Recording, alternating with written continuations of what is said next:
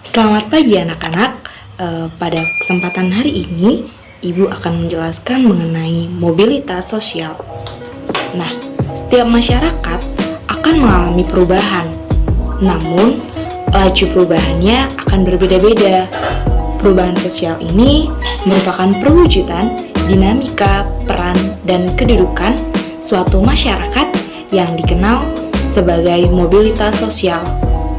Nah, apa sih sebenarnya mobilitas sosial itu?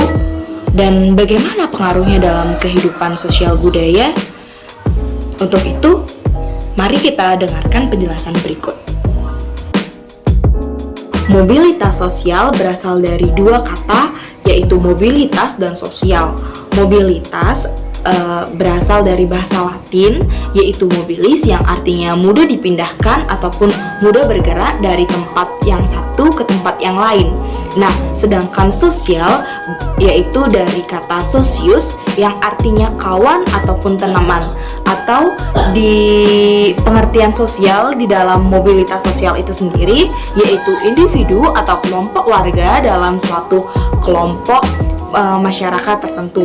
Nah, jadi mobilitas sosial adalah perpindahan individu ataupun kelompok dari suatu lapisan ke lapisan yang lainnya.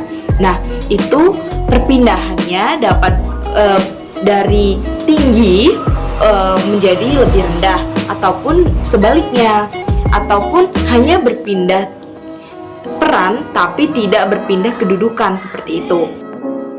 Adapun faktor pendorong mobilitas sosial itu ada status sosial, ada keadaan ekonomi, ada situasi politik, ada perbedaan fertilitas, ada struktur pekerjaan, ataupun keinginan melihat daerah lain.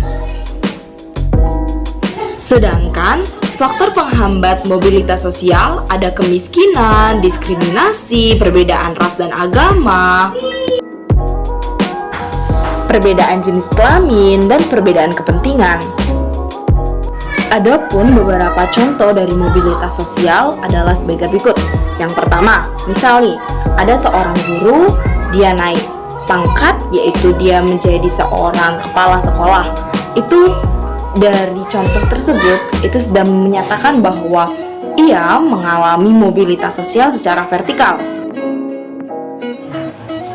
Ataupun ada seorang guru yang melakukan suatu kejahatan, misal korupsi, kemudian diturunkan jabatannya, atau bahkan dicabut PNS-nya, tidak jadi guru lagi, berarti dia juga mengalami suatu mobilitas sosial secara vertikal. Namun bedanya jika yang pertama adalah mobilitas vertikal yang atas atau ke atas, sedangkan yang kedua itu mobilitas vertikal ke bawah. Kemudian ada juga contoh mobilitas mobilitas sosial yang horizontal lainnya, yaitu seperti yang kita dengar akhir-akhir ini, yaitu Bapak Nadiem Makarim yang tadinya sebagai Menteri Pendidikan dan Kebudayaan, kemudian sekarang telah menjadi Menteri Pendidikan, Kebudayaan, Riset, dan Teknologi, seperti itu.